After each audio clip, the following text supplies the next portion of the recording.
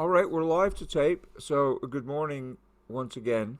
Those of you who have decided to join this morning's class, you may be wise to do so because it's going to be a review driven by your questions. I'm not presenting any new material today because we've successfully covered the material that was set out in the syllabus, and you've done well to get this far.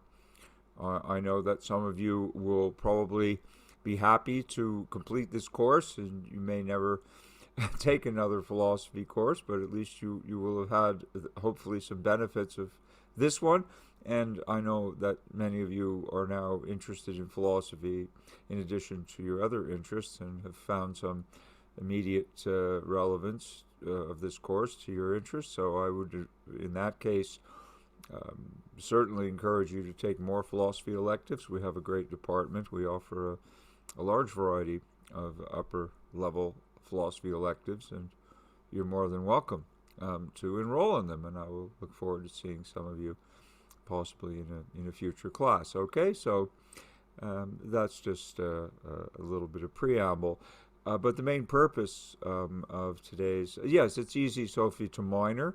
That's something that you could think about, and I think the requirements for a minor in philosophy, I'm not up to speed totally, so don't ask me for specific advice, but if you go to the website, you'll see exactly what you need to do to pick up a minor, and or major for that matter, but a minor requirement is not difficult to fulfill.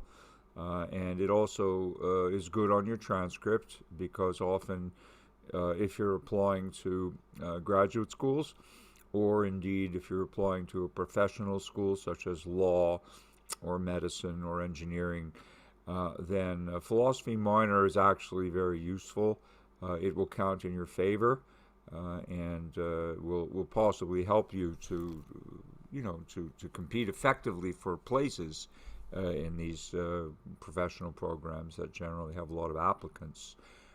So philosophy can be intrinsically useful and also can be instrumentally valuable to you, since it teaches critical thinking and other kinds of skills that are very, very useful in professional life. So anyway, enough said about that. But the purpose of our meeting today is simply to be guided by any specific questions that you have. Once again, I'll not present anything new, but I will happily, if I'm able, answer any specific questions you have on particularly the third part of this course, where we have looked at puzzles and paradoxes, starting with who did we start with? Zeno's paradoxes, and then we went to Anselm's ontological argument and various rebuttals. We then looked at the prisoner's dilemma, both the two-person case, and then, I think more interestingly, the n-person case, which led us to tragedy of the commons and to free riding and other kinds of phenomena that can be modeled well by the prisoner's dilemma.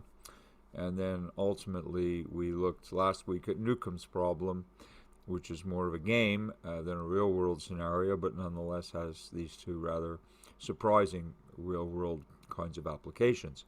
So with that, I will throw the floor open to you and ask whether you have any specific questions on any of this material. And I'm also willing to expand the revision, although your third essay, which is due a week from today, the last day of class, Monday the 13th of December. We have no class ourselves, but that will be the due date. And I've opened Blackboard up so that you can upload it a few days early if you are indeed ready to do so.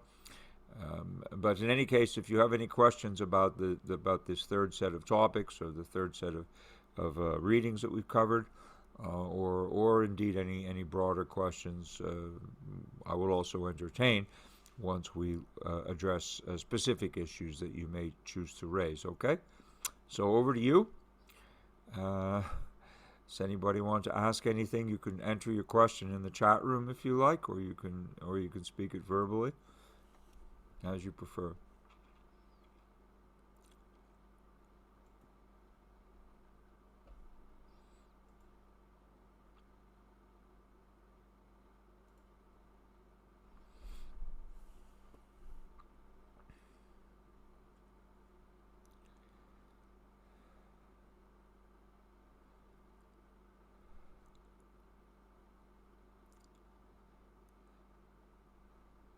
the gist of utilitarianism. Well, we certainly can, Susanna. I'm happy to go over that with you. Although that was a topic, remember, that we covered in the second part of the course, so it's not going to be relevant to the third part and the essays that are due next week. But if there are no questions about the third part of the course, then I'm very happy to review utilitarianism with you, sure. So we'll put that question in a holding pattern for the moment and see if there are any other questions on part 3. If not, I'll go right to utilitarianism, okay? So just bear with us, all right, Susanna?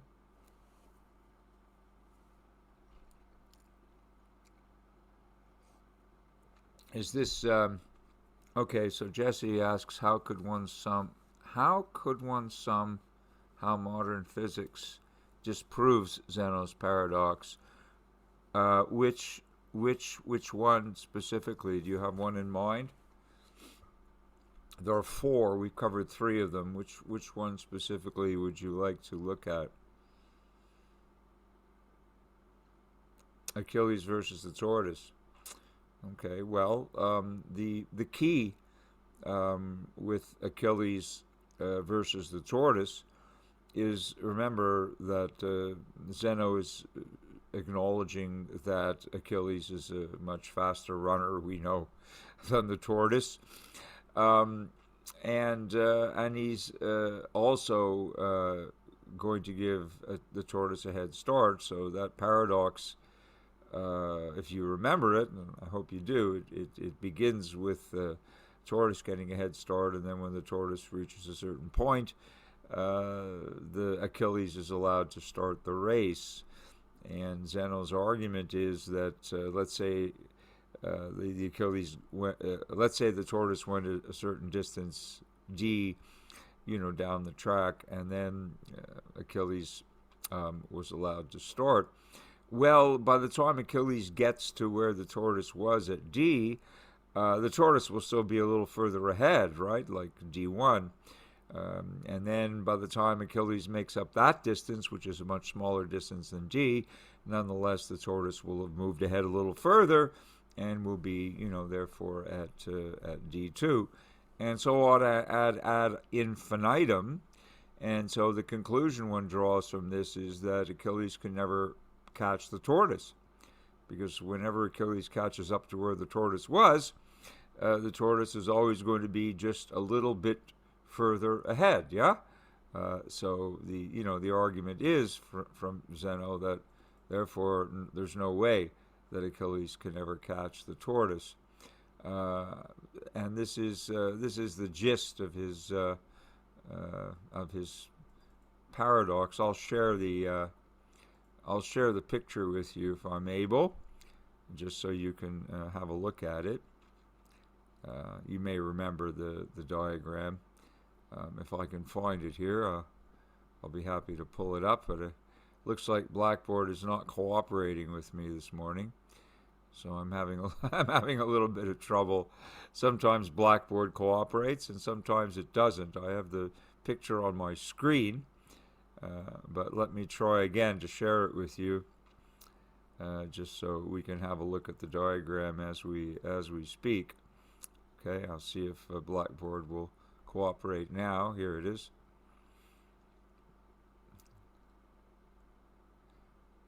Okay, there was this huge delay, and are you able to see it now? Are you able to? Yep. Yeah, okay. It's not a great diagram, but it illustrates what I've been saying. I'm not sure if I can enlarge it. Should be able to a little bit. All right. So again, in this diagram, the lettering is different, but I mean both of them start at point A. The tortoise gets a head start to point B, and then when the tortoise reaches point B, Achilles starts to run. Achilles gets there much quicker than the tortoise, but by the time Achilles gets to B, that's for Achilles A prime, the tortoise will have moved further ahead to B prime, and by the time Achilles gets there, A double prime, same distance but a later time, obviously, the tortoise will have advanced to be double prime. And we can see that this is an ever diminishing lead. Achilles is getting closer and closer to catching the tortoise, but every time Achilles gets to where the tortoise just was, the tortoise obviously moves in that same time frame a little bit further ahead. So Zeno's conclusion is that Achilles can therefore never catch the tortoise. Now, we know perfectly well in real life, if the race is long enough, then Achilles definitely will catch the tortoise, and moreover will pull ahead of the tortoise and eventually win, and the tortoise can never, of course, catch Achilles. So common sense tells us that this can't be right, but common sense is not enough. We need to actually find out what's wrong with the argument. Where's the flaw? Where's the fallacy in this argument, so that we can expose it? And that's not so easy, right? So it's not so much in this case modern physics as modern mathematics, actually. Although, I mean, physics speaks the language of mathematics. Its developments in 19th century mathematics, specifically in analysis, I think that an infinite series and so forth, that give us a window from which we can very easily explain this. And the standard resolution of the problem is as follows. What Achilles is unable to do is to what let me say it a different way. What Zeno is really showing in this problem is not that Achilles can never catch up to the tortoise. He's showing something else, and he probably didn't know back in 300 BC or whenever exactly these problems were posed, but they were a long time ago. And he probably didn't know himself exactly what he was proving. He is proving something very interesting, but he is not proving that Achilles can never catch the tortoise. What he is proving is that there is no final instant at which Achilles fails to catch the tortoise. That's the key. And I've said this during the lecture in which we looked at this problem. I said it several times, and that's the key sentence that you need to digest. There is no final instant at which Achilles fails to overtake the tortoise. What we see from this diagram is that, in fact, there are an infinite number of instants at which Achilles fails to overtake the tortoise, depending on how many of them you want to measure. But there are going to be actually an infinite number of instances at which Achilles fails to catch the tortoise. But that in itself, strange to say, does not prove that there's no first instant at which he does catch the tortoise. So that's the key, all right? What Zeno is demonstrating is that there is no final instant at which Achilles fails to overtake the tortoise. But that in itself does not prove that there is not a first instant at which he succeeds in overtaking the tortoise. All right, is that helpful to you? Jesse, does that make sense to you? All right? There are an infinite number of instances in which he fails to overtake the tortoise, and he gets closer and closer and closer to the tortoise. But remember, no matter how close he is to the tortoise, there will still be an infinite number of instances between where he is and where the tortoise is. And in every one of those infinite number of instances, he'll continue to fail to catch the tortoise. But that doesn't prove there isn't a first instant at which he does, to say it again. And we'll go to the arrow next, Odalis. But I mean, the key takeaway from the tortoise, and the thing that of course Zeno didn't focus on, was that if we know, assuming constant speed, assume the tortoise moves with a constant speed. A fairly slow one will assume that Achilles moves with a constant speed, and a much quicker one. And if we specify those speeds, or even just algebraically call them x and y, velocity and whatever meters per second, however you want to measure it, doesn't matter. If you ascribe a velocity to the tortoise and you ascribe a velocity to Achilles, and Achilles' velocity we know is greater than the tortoise's velocity, and if you ascribe a distance that the tortoise has for his initial head start, and that can be a specific distance if you want to do it numerically, or it can just be a distance, z meters, and then Achilles starts the race. You can do it algebraically. You can actually compute exactly the point at which Achilles and the tortoise will draw level. Right? There is a point. Your common sense tells you there's one point only, given those assumptions, at which Achilles will actually draw level with the tortoise. One point only. There are an infinite number of points where Achilles fails to, which is what Zeno showed us, but what Zeno neglected conveniently to show is that there is one instant, and only one instant, where Achilles is exactly where the tortoise is. And again, assigning variables to their relative velocities and assigning the initial distance to the tortoise's head start, you can compute in terms of those variables. It's just algebra. You can very easily know where that point is relative to the track in terms of distance and time, where they intersect, and therefore where Achilles draws level with the tortoise. Okay? So that basically solves the problem. But I want to, at the risk of further confusing you, there's a flip side to this, and it's really an unspoken corollary of what we've just argued. So if you're okay so far with what's been said, if you're not okay with this, then don't tackle this as an essay question.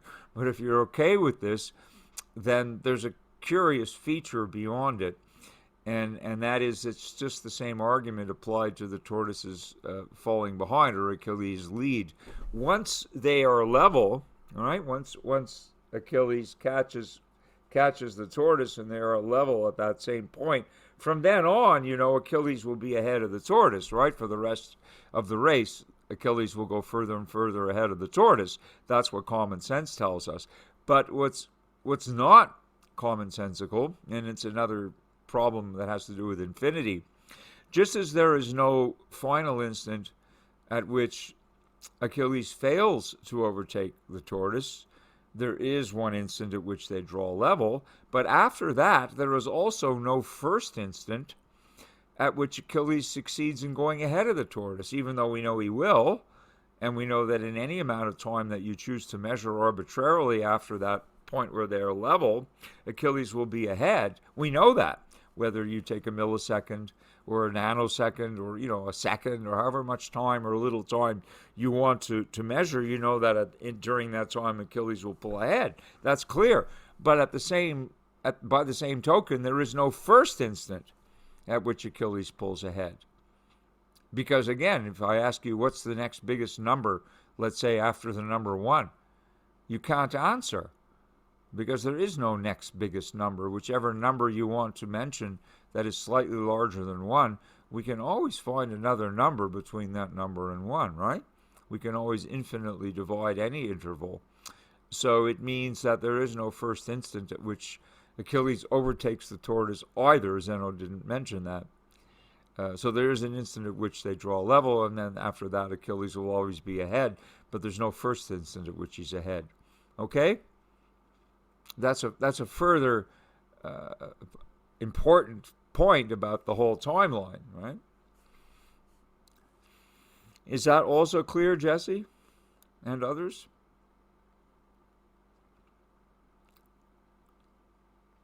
Okay, you're welcome.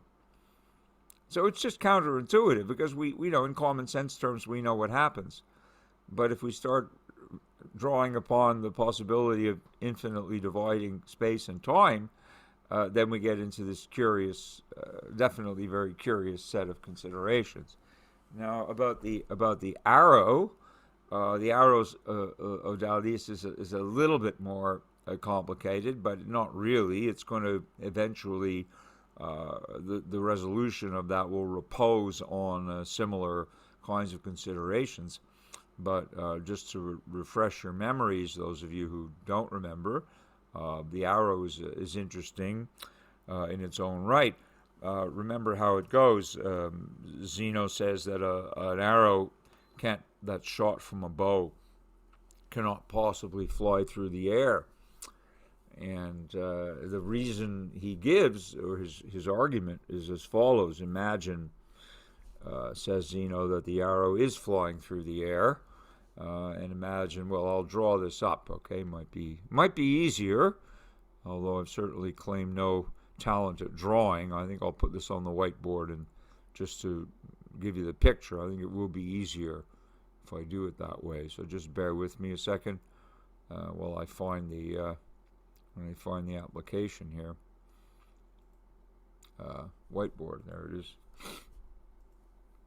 Okay, so if you can all see the whiteboard, I'll attempt to draw on it. Here's the picture. So you have to imagine the arrow's in flight, and Zeno's going to show us that an arrow in flight can't possibly fly, and his argument for doing this is pretty clever, although of course it's flawed. Why can't I find the there it is, draw. Okay, so here's the arrow in the air, and we imagine now that the arrow is at some point. Let me just change the color for this. Okay, we'll imagine now that the arrow is at a certain time. Okay, the arrow, imagine that you're taking a high-speed photograph of the arrow as it flies through the air, right? So at a certain time t, the arrow is in this position. Okay, so that's the premise here of the argument. At a time t, some arbitrary time t, this is where the arrow is in space, right? Okay, that's where the arrow is at time t. So what Zeno is saying is, and this is, I think it's very clever. He's saying, look, if the arrow is here now at some specific point in space, at some specific time t, right? This is the arrow supposedly flying through the air, but of course, at a certain fixed time, it's in a fixed position. And if it's here now, says Zeno, the arrow is in this place now at time t. Now here's the argument. If the arrow is here in this place now at this time t, then the arrow can't possibly just be arriving, or else it wouldn't be here, right? So it's here already, so it can't be in the process of arriving. And for that matter, it cannot be in the process of departing either, because if it were in the process of departing and moving on, it wouldn't be here now. So if the arrow's here now, says Zeno, then the arrow can neither be arriving nor departing, right? Otherwise it wouldn't be here. But excuse me, if the arrow is neither arriving nor departing, then how can it move? I mean, if the arrow is here now, it can never get, what Zeno's saying, it can never get to the next now, because if it's here now, it can't be moving. So therefore, it can't possibly fly through the air. Okay? I'm not saying that that's right. I'm just saying that's more or less Zeno's argument. Okay? Are you with that? Are you okay with that argument? I'm not saying that you accept it, but I'm just rehearsing more or less what Zeno is saying to us. Okay? Is that fair enough? Yes, it makes sense, but I mean, it makes sense in a paradoxical way, because it's again appealing to our common sense to say, well, if the arrow's here now, then it can't simply be just arriving, or it wouldn't be here, and it can't either be departing, right, or it wouldn't be here. So if it's here, how does it ever move? And Zeno says, well, it can't. Well, I mean, don't try this at home, because we know perfectly well that that the arrow shot from a bow does fly through the air. And again, the challenge is to explain where Zeno goes wrong in his reasoning, and that's not so abundantly clear. I think that the paradox of Achilles and the tortoise is a little bit easier to get a handle on. But nonetheless, this is where physics does come in handy. And there's two ways to think about it, okay? If we want to not bring physics in yet, there's two ways I'll give you. There may be other ways. But I think the two simplest ways to resolve this are as follows.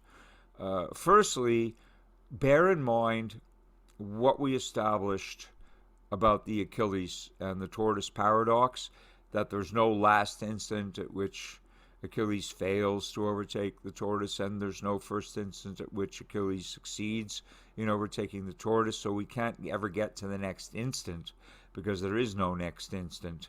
So in a certain way, that is the same argument that is being transposed to the arrow problem. I want you to, if you can think about it in those terms, you already understand what's wrong with the arrow problem. So Zeno's saying if the arrow's here now, it can't be just arriving, so it can't be at a previous now. And if it's here now, it can't be just departing, because it can't be at the next now, yeah? So therefore it can't move. No, that's the wrong conclusion. His argument's actually fine. If you look at it from that point of view of the preceding now and the next now, as should be evident from the Achilles problem, that there's no final instant at which Achilles fails to overtake the tortoise, there's no final now before the arrow gets to this now, where we've frozen it in time, right? And similarly, there's no next now that the arrow gets to as it vacates this position and keeps onto its path of flight. So what Zeno was showing us once again, and this is what's similar to the Achilles and the tortoise problem, is that there's no preceding now that's possible to identify, because there are an infinite number of them. And there's no succeeding now either that's possible to identify, because there are an infinite number of them.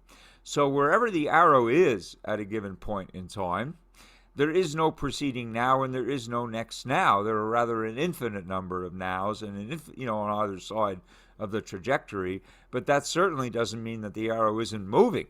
It just means that the arrow moves through a specific interval of space, yes, a specific interval of space in a given time, depending on its velocity.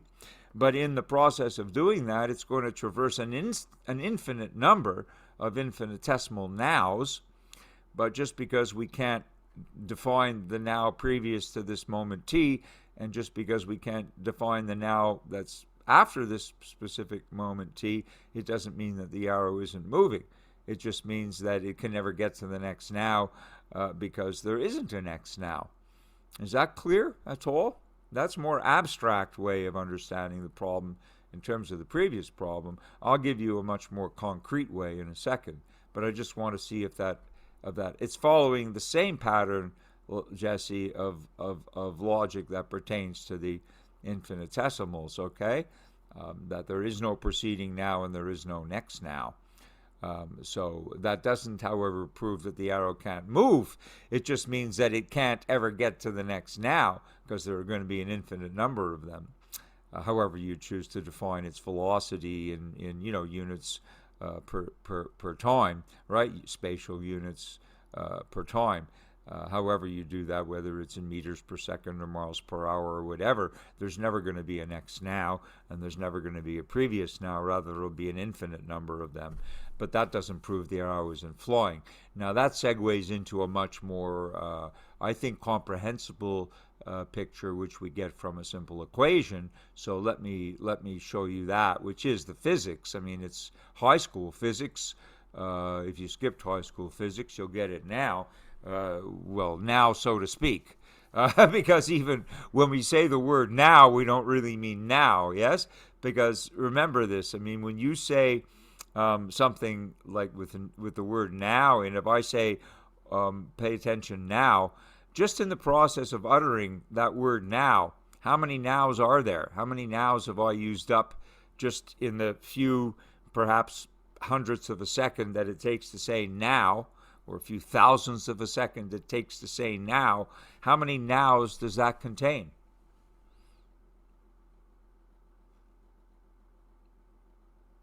Yeah, that's right, Arsh. It's the same argument.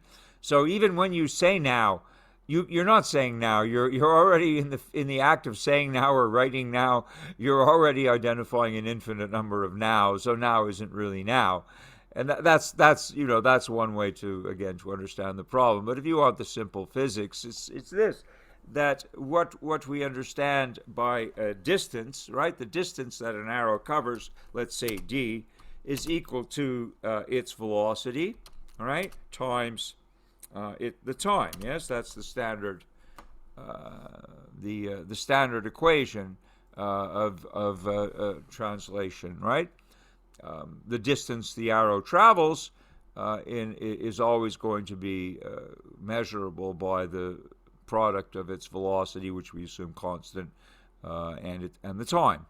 So if Zeno is talking about an arrow that is sort of at a given point, t, right, and it's at a given time, then the argument against Zeno, the exposure of the fallacy in his argument, is if the arrow's at a specific point in time, t, then actually we're not giving it any time to move, right? Because at that point, how much time is elapsing? If the arrow's here now, how much time has elapsed?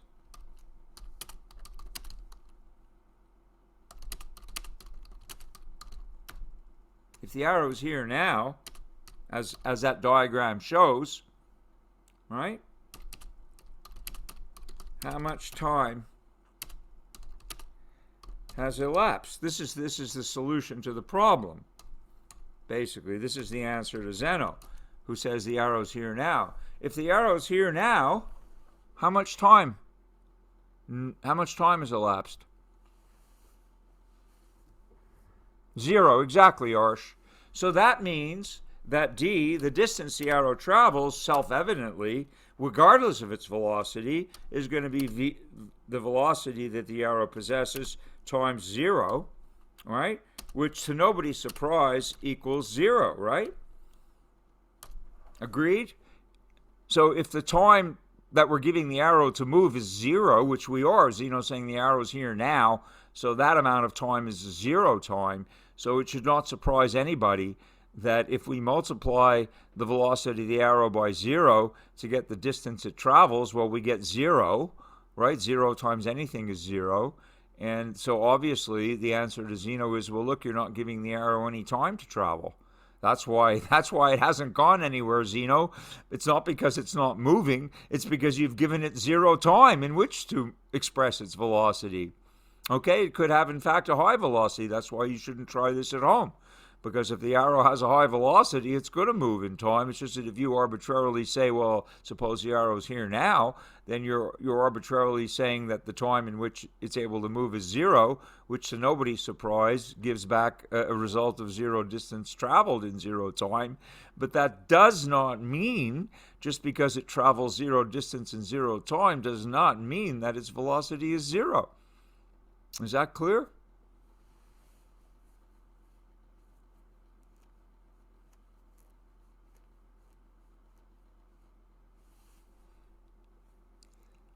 I'm not getting a whole lot of yeses in the room, but this is basically high school physics, which I hope some of you have had. And then you very well know that if you multiply two things together, if one of them is 0, the product was always going to be 0. So what you would say to Zeno is, look, Zeno, you're not giving the arrow any time to move. That doesn't mean it's not moving. It means you're not giving it time to move. But if you give it time to move, then certainly whatever its velocity is, that amount of time, will result in the arrow translating across a certain distance, right? Okay? So that's a different way, and I think a more straightforward way to respond to Zeno. All right, Jesse, I think you're okay with that now? Now, so to speak. No pun intended. Is this all right? No, it has no bearing on anything. We're not depending on our eyes. Let's please remember good old René Descartes. We're solving this problem in our minds, right? We're solving this problem with our understanding. Nobody needs to go out and watch it. You don't have to check into your local archery range and start conducting experiments on moving arrows in order to solve this problem. We're using our understanding and nothing else to solve this problem. It's a problem of rationality. It's not an empirical problem at all. No, so Dalis is asking, to be clear, the argument is there's no whoa, let me back up. I think that now some of you are possibly confused. His argument is that there was no final now. No, that's not his argument at all. That's not his argument. His argument is that if the arrow is here now, then it can't possibly be arriving and it can't possibly be moving. We're not talking about a final now. He's saying if the arrow's here now, then it can't just be arriving or it wouldn't be here now, and it can't just be departing or it wouldn't be here now, and therefore it can't move at all. We're not talking about a final now, we're talking about any arbitrary now. And again, this is where I may have lost you. It's the same, or rather very strongly analogous to the Achilles and the tortoise problem, because if the arrow's here now, there is no, to borrow your words, at least, there is no final now before the arrow gets to this point, and there is no first now after the arrow departs from this point. Language and precision of language are absolutely imperative if we are to formulate clear expressions about what this problem is asserting and about how this problem is solved. This is where philosophy, like mathematics and like science, demands very, very specific descriptions and very specific arguments. So there are an infinite number of nows, and we're picking one of those, and we're saying the arrow's here at any arbitrary one of those nows. And what Zeno's saying is that the arrow cannot have come from the previous now, and it cannot be going to the next now, and therefore it can't move. And that's the wrong conclusion. The correct conclusion is it can't be coming from the previous now, because there is no previous now. There are an infinite number of nows between any arbitrary point and the current now that we picked, and there are also an infinite number of nows between the current now that we picked and any future now that we want to choose. So there is no previous now that just precedes this one, and there is no subsequent now that just succeeds this one. And therefore the proper conclusion is not that the arrow can't move, but that the arrow cannot get to the next now, because there is no next now. All right, that is the correct way, or a correct way, in very precise language, of explaining the problem. And that language is the thing that needs to shape your thinking about this in order for you to understand what Zeno was correct about that he really didn't express, and what he's not correct about, namely that the arrow can't fly through the air. That's why the second explanation, using the distance equals velocity times time formula, is a much simpler way of understanding the same problem, namely that if we give the arrow no time to move, which we're not, if we're saying the arrow's here now, at some arbitrary now, then we're definitely not giving it any time in which to move. And Zeno would have to agree with that. If it's here now, it's nowhere else. So it's basically given no time to move. And if it's given no time to move, then not surprisingly, the distance that it covers in zero time is identically zero. But just because the distance that it covers in zero time is zero does not mean that it has no velocity. It just means we're not giving it time to move. But if in fact we give it time to move, then obviously it is going to translate, because it has a velocity which was assumed from the beginning. So the problem all comes from these notions of the infinite, and playing with these notions of the infinite in misleading ways or in inappropriate ways will definitely allow us to turn up supposed or apparent paradoxes. So Arsh is asking if he was playing with the idea of infinity.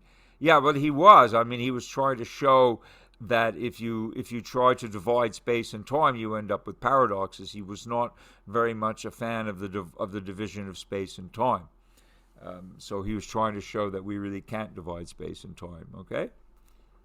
Or else we get ourselves into all kinds of hot water.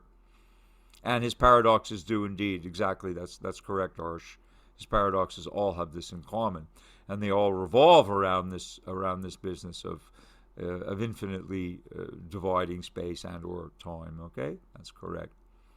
So, Odelis, you understand the arrow is here now, is not arriving or departing. Well, his language is precise, but his arguments are not sound. What he's showing is really something else other than he intended, okay? He's arguing correctly, but he's arguing for a conclusion other than the one that he intends to argue for. So once again, the language is clear, but the conclusions that are being drawn are not sound. Okay. Now we have some more questions.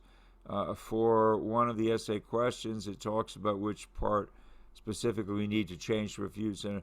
Well, I would say what I've just said about Zeno, okay? If you're able to digest that and then to explain it in your own words, but with the correct conceptual frame, then you should be okay.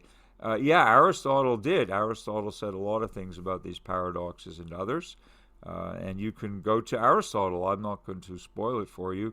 Aristotle very largely invented logic and also dealt with some of these problems. So you should indeed have a look at Aristotle's resolutions of Zeno's paradoxes. That could be part of your research and see how Aristotle stands up against modern mathematics and modern physics. He actually does a pretty good job, although the only tool he had at his disposal was logic and also Euclidean geometry, which is the geometry in which Zeno is also framing his problems. Okay, so watch the record if you really like this problem, Odalis, and this is what you've decided to work on. Then by all means you should watch the lectures, the associated lectures. Again, they're all available to you, at least if you're in section M. They're all available to you Monday on YouTube and Thursday on Blackboard. It's always a good idea, but I like that Arsh brought up Aristotle because he did have something to say. I didn't cover that. I know it's my recollection. But he was I think Aristotle was on the right track as well with his objections. Okay? I'm glad you asked about these things, and I hope that the explanation is not causing more problems than Zeno. All right. So, is there anything else relative to the part 3 of the course that you'd like to ask about?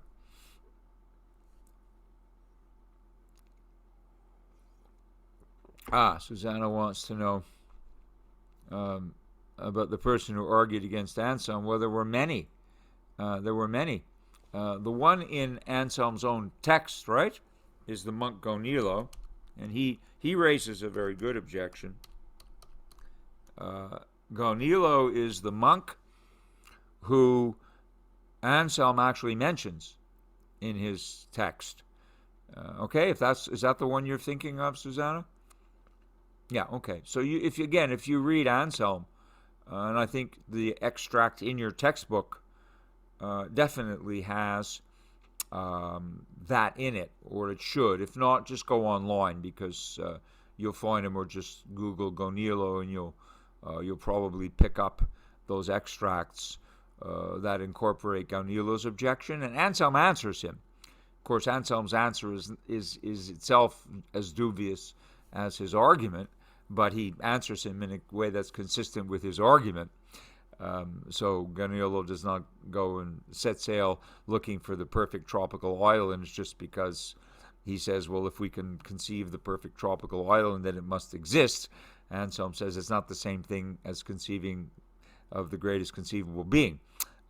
So I won't go into that, but Gonilo is the monk who raised the objection, and you can read that over for yourself, Susanna.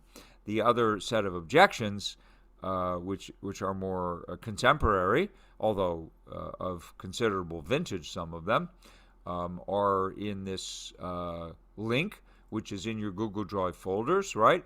And we did that page together, I think, on the second day. But if you weren't in section M and missed the Thursday lecture on Anselm, we devoted our time on the part 2 of Anselm to looking at that link, and that link pulls up objections by some very important philosophers. Thomas Aquinas, a theologian and a very devout believer, but he disagreed with Anselm's proof. You have objections by David Hume, by Immanuel Kant, a very strong objection that existence can't be a predicate.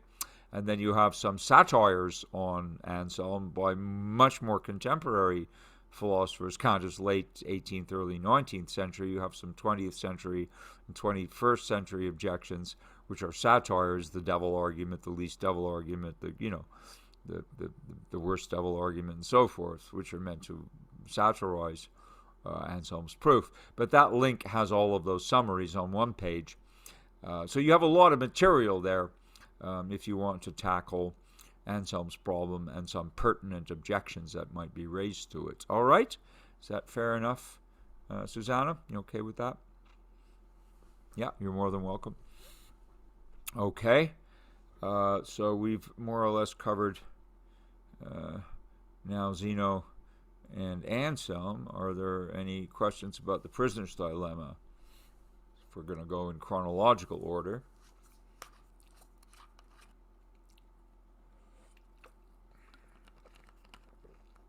I'm still going to try and save some time for the question on utilitarianism. Naomi, you say Zeno's language is imprecise because now is a very imprecise word itself. Yeah, that's what I'm saying. No, you're not thinking too much about it. It's that we can conceive the word now, right, in a shorter time than we can say it, right? So I'm agreeing with you, but I want to expand a little bit on what you're suggesting, because I think you're on the right track with that kind of objection. Now you say, this is Naomi to everyone, now is a very imprecise word, even though it's the best way to express what we experience in a present moment. Yeah, exactly. So in fact, there is no present moment, there is no now. We can conceive of a now, but in the act of conceiving of it, we're still taking up many nows, right? I could take your argument and expand it. When we say now, it's taking a certain amount of time to say, and even though it's a monosyllable, now takes a finite amount of time to say, and therefore contains an infinite number of moments of time, yes? So when we say now, it's an imprecise feature, not of language, because no matter what language we say it in, we're going to have the same problem. If we say it in Spanish, it's worse because there's more syllables, right? Ahora, or if we say it in French, it's even worse, maintenant, now. But then you have even more nows in there, but it's really not more. It's just more. It's an infinity. Every language that has the word now in it, whenever it's spoken, is going to contain an infinite number of nows. So it's not Zeno's language that's imprecise. It's every language on earth. It's no matter which language. You could say it in Chinese. I don't know how. I'm sure there's a word in Chinese for now. But no matter how you say it, and no matter which language you choose to say it in, that word is going to incorporate an infinite number of instants of time by the time it takes you to say it, or even to think it. Because, Naomi, to carry on with your idea, then basically even thinking the word now, which is quicker perhaps than speaking it, we still need the neurons to fire, presumably, if it's our brains that are enabling this.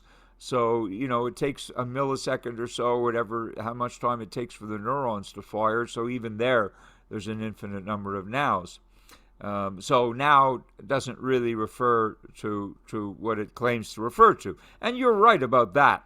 I mean, that's part of the way into explaining Zeno's paradox in this case, yes. So I think that's a sound insight. And paradoxes, you say, are created by language. A lot of the time, some of them are. I mean, there's no question. We've looked at the self-reference problems, like the village barber who shaves everyone that doesn't shave himself. And then you ask whether the barber shaves himself, and you get a paradox immediately. And that's a paradox produced by self-reference, right? And the liar paradox is another paradox proof by self-reference. So very, very specific sets of paradoxes are indeed attributable to self-referential language. So that's absolutely true. But on the other hand, there are a great number of empirical paradoxes, and if you look them up in science, you'll discover that there are empirical paradoxes that have nothing to do with language, but rather have to do with some very strange features of nature itself, and not necessarily or solely with the way in which we explain or characterize those features by virtue of natural or mathematical languages. Is that clear? That there seem to be some paradoxical things in nature itself quantum tunneling happens. Quantum particles will go past barriers which they're not supposed to go past, but statistically a few of them do, and there's no explanation for that. Each individual particle on its own does not have sufficient energy to quantum tunnel through certain kinds of barriers, and yet statistically there will always be particles that do. We can predict how much of them will in a given situation. We're not able to explain how any of them can. I mean, you have any number of problems in physics which are paradoxical, but nonetheless are features not of our language but of nature. If you want to look at, and quantum physics is a very rich source of this, but so is special relativity, the idea that things can shrink, in the direction of motion, that length, mass, and time are not absolutes. They were thought to be. Aristotle thought they were absolutes, and everybody up until Einstein thought they were absolutes. For thousands of years, physicists thought that mass, length, and time were fixed measurable qualities that never changed, because they were, what Hylas would have said to Philonous, if you remember Berkeley, would have said they're primary properties of the things. A thing has mass, a thing has length, a thing has duration, and these things are properties of that, But it turns out that they're not. Nobody believed Einstein at first. We had to do experiments to actually confirm the predictions of special relativity, and they're well confirmed now. But it's preposterous, to assert that a ruler which has a certain length, and you can read that it's 12 inches, right? Plus a little they tacked on so you can hold it. But I mean, the 12-inch part of the ruler is 12 inches, but you know perfectly well it's not 12 inches, because if we heat it up, the metal will expand. It will be longer than 12. And if we cool it down, it will contract, and it would be shorter than 12. But we could still explain that away with the coefficient of expansion of the metal, so that's not a big problem. But the worst problem is if you accelerate this thing, as you accelerate it toward the speed of light, if you could. We can't easily do that, but if we were able to accelerate this to a very, very high rate of speed, as it approaches the speed of light, what happens is that the actual length of the ruler contracts. So the stationary observer, as this thing flashes by you, you will measure that ruler as being shorter than a foot. And as it approaches the speed of light, it will in fact have less and less length. And if it achieves the speed of light, its length will become zero. Now that's a paradox, because nobody can understand how that can happen. But that's a fact that seems to be woven into the fabric of the universe itself. This is not because of our way of describing it in language, because the mathematical language is quite precise, okay? So what you're saying, I totally agree with, Naomi, that many paradoxes arise because of careless or sloppy or ambiguous or unclear use of language. There's no question. There's no question about that. Yeah? You're absolutely right. But what's interesting is that there are many other kinds of paradoxes that are not a function of language at all, apparently, but are actually a function of the nature of things. And these are, in some sense, a lot more difficult for us to resolve. All right? So every science will encounter paradoxes of one kind or another that are empirical, not just logical, and therefore not dependent on self-referential language, okay? But there's a whole branch of philosophy that devotes itself, and there are books that you can, if you just Google philosophy books, you'll find 2 or 3 really good books on paradox. I can pull them off my shelf and show them to you if you're interested. I'll take 30 seconds. Tell me if you're interested in this. I'll show you some book titles. And that you are. Okay, Orsh is. All right. Randomness is very interesting, and again, it'll have paradoxical aspects to it as well. So if you just give me a second, I'll get a couple of books on paradox, and some of them are easier than others to read. And I've contributed to a couple of them with some of my work on paradoxes too, because I find them fascinating. I'll just get you a couple of books, and you could, if you're absolutely bored over the holidays, you could start baffling yourself with some of the many paradoxes that the human mind has uncovered. Bear with me for a second.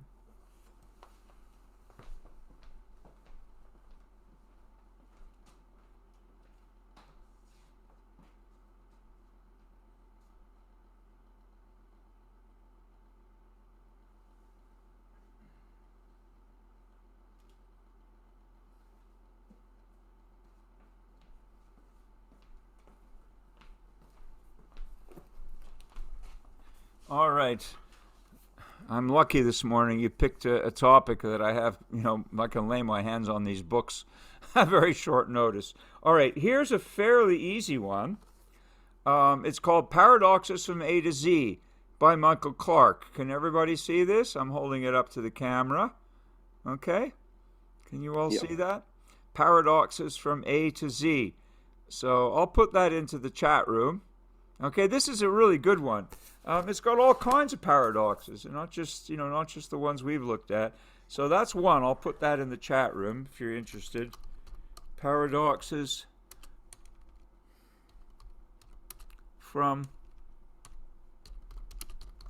A to Z. And that's by Michael Clark. Okay, that's one, and I recommend that as a good kind of introductory treatment. And then a second one that's a little bit more advanced. If you're bored with the with the Michael Clark treatment, you can look at this one. It's called Paradoxes, simply, second edition by R.M. Sainsbury. Okay, and that's a bit more advanced, but it's got some very, very interesting stuff in there. So I'll put that in the chat room as well. Paradoxes, simply. Title, not simple to digest, but simple to title, by R.M. Sainsbury. All right, so that might be a good one for some of you. It's more advanced. And then another one, which is actually specific, and it's focused on the prisoner's dilemma and Newcomb's problem. There are many kinds of paradoxes that we can generate from those two problems, and this is a more difficult book. This would be for a philosophy major, possibly a graduate student in philosophy, but I'm going to show it to you because we've covered these topics as well. And it's called Paradoxes of Rationality and Cooperation, because we do encounter these, and you've seen them, as in our treatment, right? Our introductory treatment has shown the paradoxical nature of, for example, the distinction between individual rationality and collective rationality, and the prisoner's dilemma, and so forth. So that's a great book, but again, it's more advanced, by Richmond Campbell and Lanning Sowden. So I'll just put that one in for the sake of completeness. And this by no means exhausts the list, but it gives you a good sense of, and I'll add one to it afterward as well. Paradoxes of Rationality and Cooperation.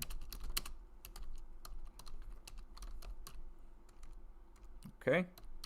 By Campbell. I'll just put in their last names because you'll be able to find it easily if you look in a library or online. You'll pick it up immediately. And Sowden. So those are three books on paradox, and I'll add one more to it. There's a really interesting set of paradoxes dealing with infinity, dealing with many, many, many kinds of problems about infinity that are much more contemporary than Zeno's problems. But one author who treats them is Rudy Rucker, and this is quite accessible.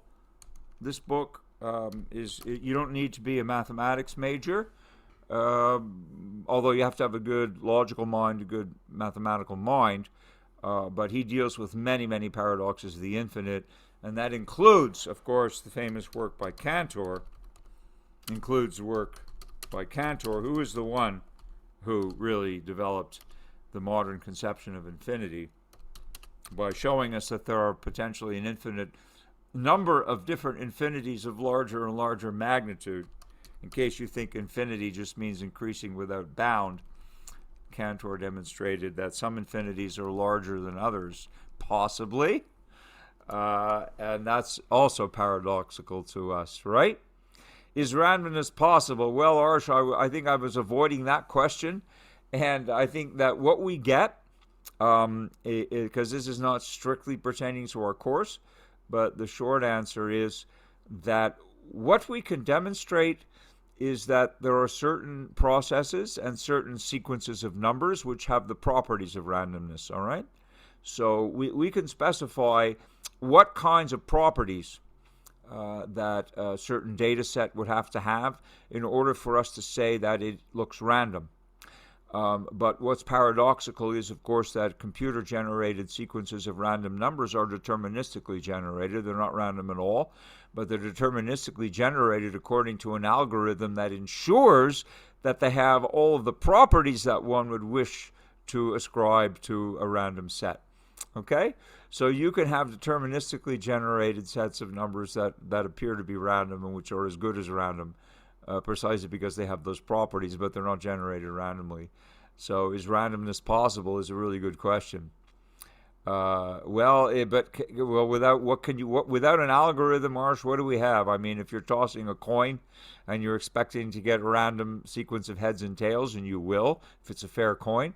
But once again, partly what's paradoxical is that every time you flip a coin, I mean, you're flipping a coin, and the thing that you're flipping is being governed by deterministic laws of physics, right? How much energy did you impart to the coin when you flipped it? Your thumb is going to flip a coin. You're imparting rotational energy, and you're imparting translational energy, right? So the coin is flipping, and then it lands, and it may bounce. But all the processes the coin goes through could be predicted by physical laws. If we had time to break it down and compute, we would know in advance whether the coin is heads or tails. So therefore, the actual outcome that you get from tossing a fair coin is not random, because it's physicalistically predictable in principle. So there's nothing random about it, and yet a sequence of such tosses does have, again, these properties of a random sequence.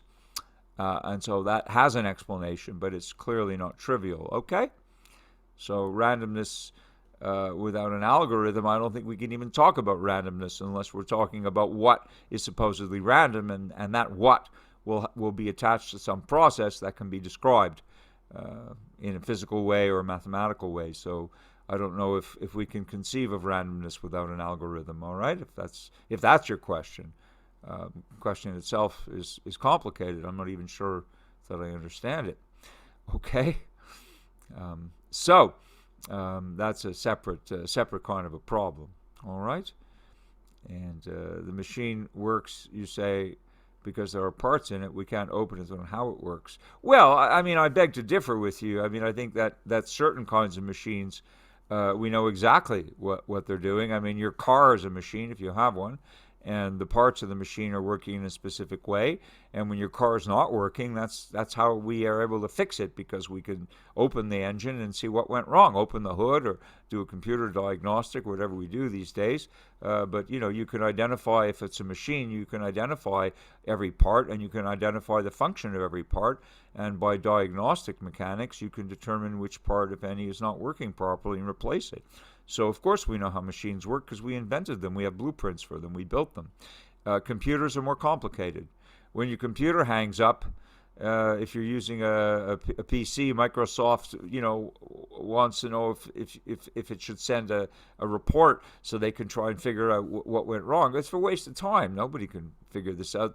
What causes the computer to hang up is some internal conflict that was generated by too many things being open, or the computer trying to do too many things, or, it could be a glitch in the software. No one can figure this out. When the computer hangs up, you don't get on the phone with Microsoft and start to diagnose the problem. You reboot the computer, right? You reboot the computer, and hopefully the computer works. I mean, so not every failure of a system is such that it can be explained properly, but we have these other ways of working around them. Okay? So, all right, you're talking about the concept of randomness and not the properties we attribute to a set that is supposedly random. Okay, but that's a different thing. You're speaking now about a conceptual matter, and I'm saying that randomness is something that can be simulated by deterministic means, and that's a different problem. All right, that's a totally different problem. So we would need to address this in as a specific and separate topic in philosophy, Arsh. I mean, really, it deserves that kind of a treatment. and this could be addressed by mathematicians or by philosophers. What you're asking in reality is it shouldn't be possible. Well, again, I would have to think about this, okay? I would have to really have a very clear conversation with you about what you mean, and then I would have to think about it. It's not a simple question. I think it's a great question, by the way. I think it's a wonderful question, but it's for sure not a trivial question. So I'm not going to just give you a trivial answer off the top of my head, all right? Fair enough? You can read up on it and see what I would do if I were you is I would look at supposed random processes in nature, like Brownian motion. Einstein explained that. Or you can look at, at a random walk, which is what basically is going on with Brownian motion. You can treat it physically. You can treat it mathematically, which is a conceptual treatment. And that might give you some insight into whether it's possible or not. But I don't know anyone who's discussing randomness as a pure concept outside of a context. So it's more difficult, therefore, to assess in the way that you want to assess it, okay? I hope you're not disappointed, but this is a deep problem, potentially very deep problem.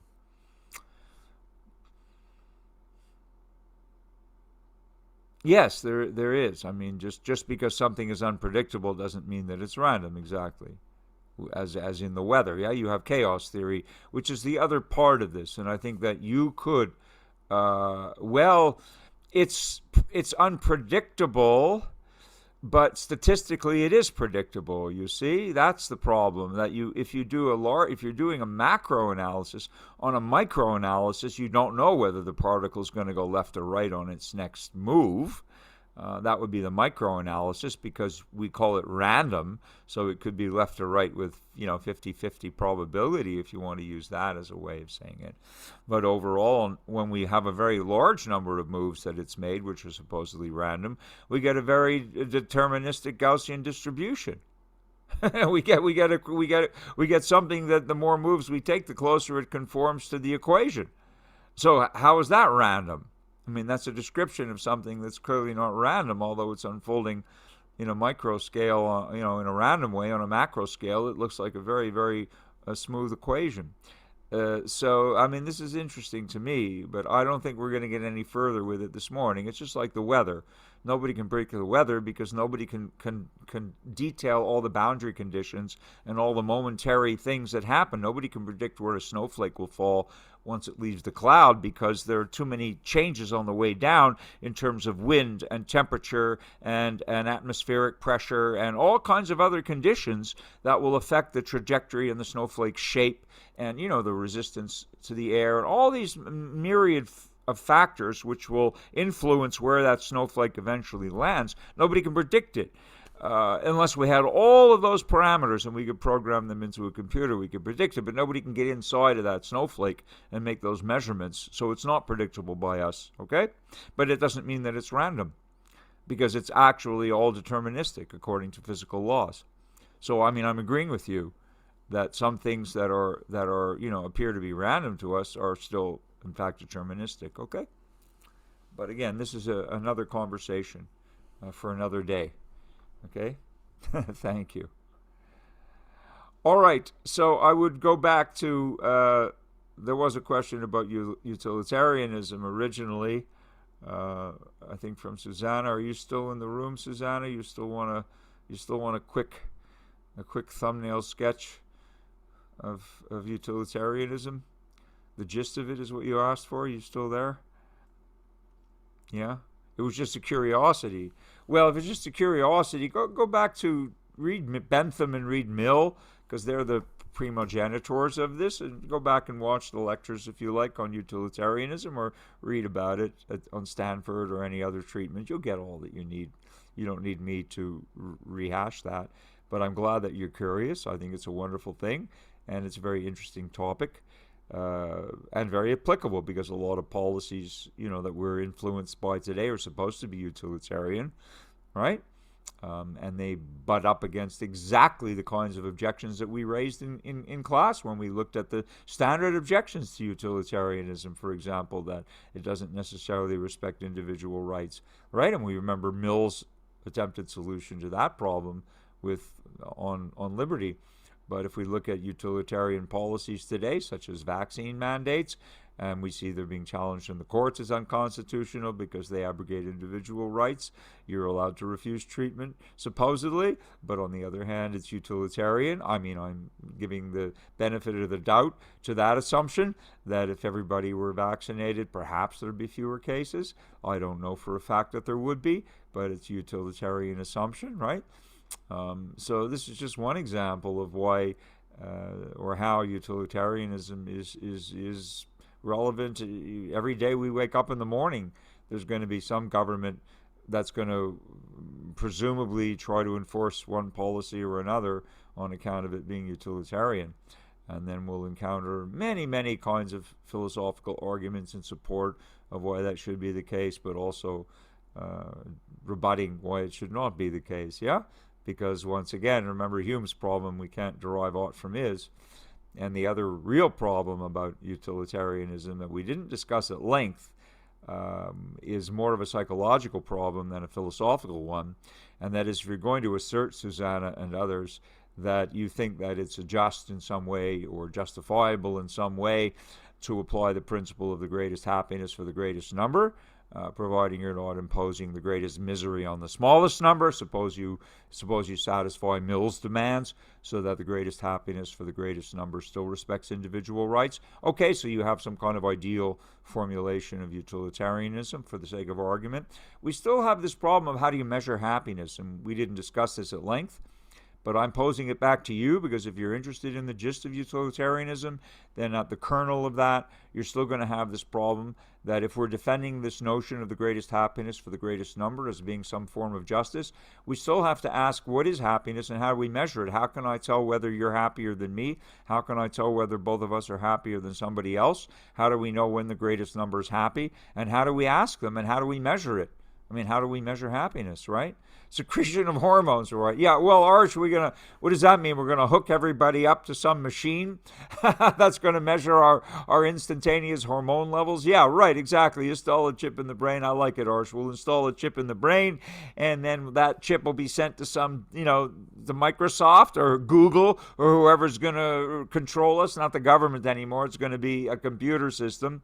And then that computer will be monitoring our, we're monitoring our hormones and our neurochemical transmitters and our serotonin levels, and anything else under the sun will have a happiness index that's personalized and in real time. And by the way, there's a science fiction novel about this, okay?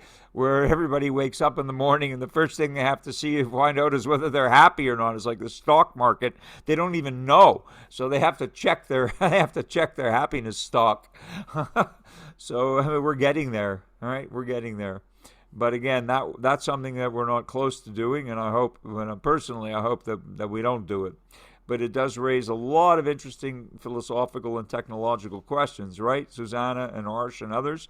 I mean, how do you measure happiness? And how, if you could measure it, would you be able to sustain it? And would you need artificial means to do that? You can read Aldous Huxley's Brave New World if you want to see a future society where people are genetically engineered from cradle to grave. Everything is genetically engineered, and they're kept happy mostly by drugs. Huxley was not a fan of this. It's a dystopia that's portrayed as a utopia. If any of you have not encountered it, well, we're living in it. So, I mean, part of it. We're living in it, okay? So I'll leave you with that thought. It's a very philosophical novel, and he's as important as George Orwell if you want to look at dystopias, right? Does anybody read this stuff anymore? Has anybody ever encountered Aldous Huxley? Very important intellectual of the 20th century who comes from a long line of biological scientists. He's descended from some very famous biologists, and Huxley was concerned about science being manipulated for political purposes.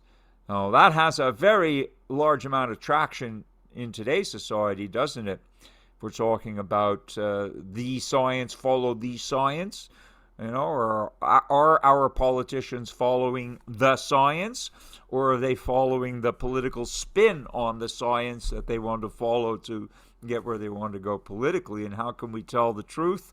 How can we know what the science is when there are so many differing opinions from doctors out there, right? And if dissenting opinions are curated so we never get to hear them, those are some of the questions that Huxley was concerned about way back when, almost 100 years ago. And if you read 1984 by George Orwell, Andrea, that's a very important book still, even more so. And Brave New World is a companion book to that, because Huxley's dystopia is based on science and genetic engineering, and Orwell's dystopia is based on pure political manipulation and psychological brainwashing and fear, right? Terrorizing people with the mechanisms of state. So you have a hard dystopianism from Orwell and a soft dystopianism from Huxley, and the world we're living in, quite possibly, if you don't mind me saying so, is really a kind of a mixture of the two. It's really a dystopia cocktail made up of a measure of a shot of Orwell and a shot of Huxley. Stir it up and drink it, and that's where we are right now until we get out of COVID. Anyway, on that happy thought, I think we're out of time.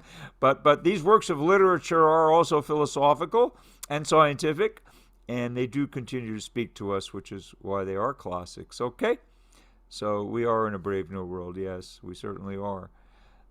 Okay, well, on that thought, I think that I'll stop the session. I hope this review's been helpful to you. And Arsh, last question is, how should life be lived? In 1 minute or less? Arsh, I don't have time to answer this. Okay, life should be lived in such a way as to bring fulfillment to you. All right, your best life, your best self, Arsh, your best version of Arsh is the version that would be your best life, but it would also be a version that would encourage others to be leading their best lives too, and therefore would not allow you to benefit at the expense of other people, but would rather allow you to benefit on your own merits and help others also to benefit on theirs. Okay, that would be a quick answer to that question. You're more than welcome, everybody. It's been great working with you this term. I hope you have continued success in your studies, wherever they may lead you. And you enjoy the rest of your week too. I'll see some of you on Thursday. We can continue the review. Our last meeting of Section M will be Thursday on Blackboard. And the rest of you have a good last class with your other instructors. And I wish you all well going forward. Stay safe, and I'll look forward to seeing some of you in future philosophy classes. Okay? Take good care, everyone. And complete your survey. It's been sent to you, so you can do that online. We get your feedback. It's all anonymous. We'll get your quantitative data crunched, and we'll also get your own comments, not identifiable, but whatever you write will be sent to us as feedback. Okay, you're more than welcome, everyone. I'll stop the recording now and say good day to you. Okay.